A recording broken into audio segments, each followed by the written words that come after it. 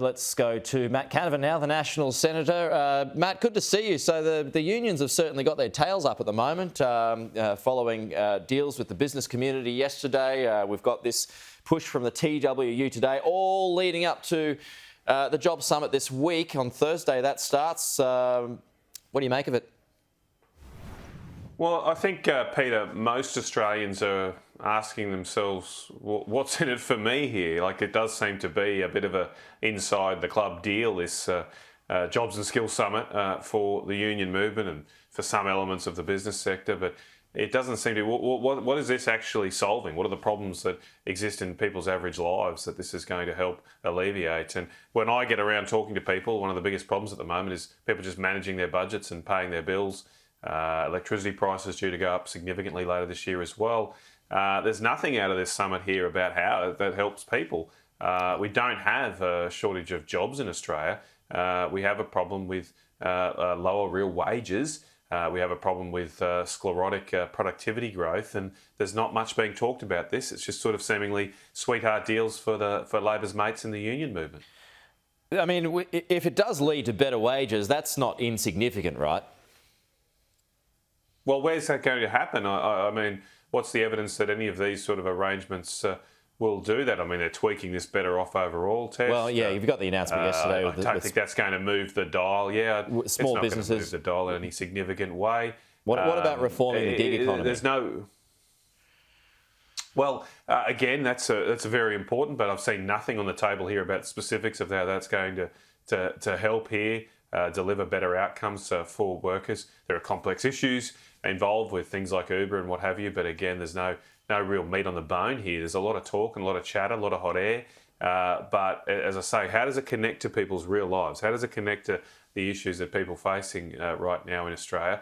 It doesn't seem to be that connection. In terms of wages and lifting wages, I mean, what we've got to do is lift our productivity. And wherever we're making electricity more expensive, wherever we're putting more red tape on farmers and industry, wherever we're stopping major projects like this government has done, that's going to hit our productivity. It's going to impact the amount we produce as a nation. And if we produce less, there'll be less for wages for all. That's the only sustainable way to lift real wages, and there's very little discussion about productivity from this new government.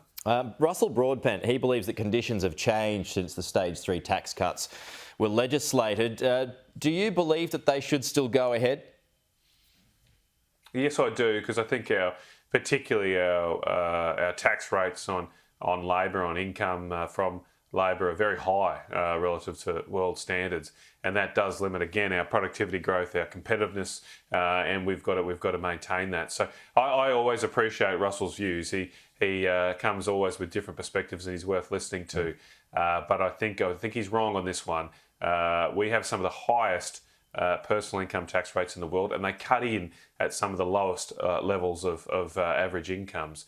And so this is a good reform that the previous government had in place to align us with the rest of the world, attract the best talent here to Australia. And again, that's how we're going to become more productive. That's how we'll grow our economic pie so that all can share more and have a fairer share of that and deal with this cost of living crisis. Interesting piece in The Australian today.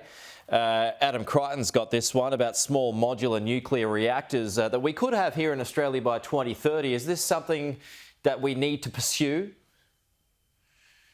Well, I'm pretty transparent about it with the message behind me there, Peter. Yes, we should. We should end that nuclear ban right now because these are exciting technologies. But we actually have a ban right now. We're the only developed country, only G20 country in the world that actually bans nuclear energy. A couple of others don't have nuclear power stations, like Saudi Arabia. They're building one, and Italy gets nuclear power from other countries. But we actually ban it. So it's against the law for anyone to even consider and come here building some of this new technology. That makes no sense given we have the world's largest uranium reserves.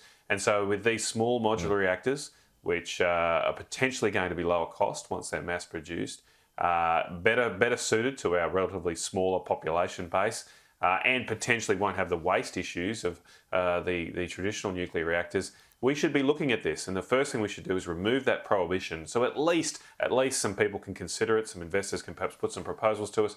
Any proposal would still need to go through rigorous environmental approval processes and wouldn't just happen overnight. But just having that straight out closed door is going to prevent us taking opportunities like these small modular reactors in the future.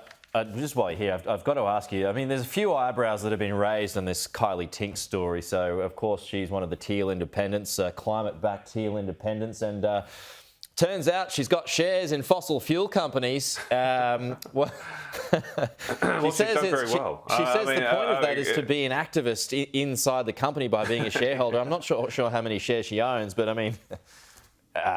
what do you think of this? I did laugh at that. I mean, look, it's a smart investment strategy. Coal and gas and oil stocks have done very well over the last year or two, so good luck to Miss Tink. But yeah, her excuse, I think it would be better just to be upfront. It didn't sound very genuine, did it? I'm taking it down from inside. And it reminded me of that Seinfeld episode where George Costanza claims to a communist he's looking to date that he's actually sowing dissent within the corporate world and trying to take it down. I mean, it didn't add up to too much. I think that might have been a bit of a cover story. Yeah, I don't think many people are believing her on that one. I think she's been caught, and interesting to see what she does, whether she holds on to them, because as you point out there, that's some of those stocks have done very well lately. Matt Canavan, good to see you. Talk to you again soon.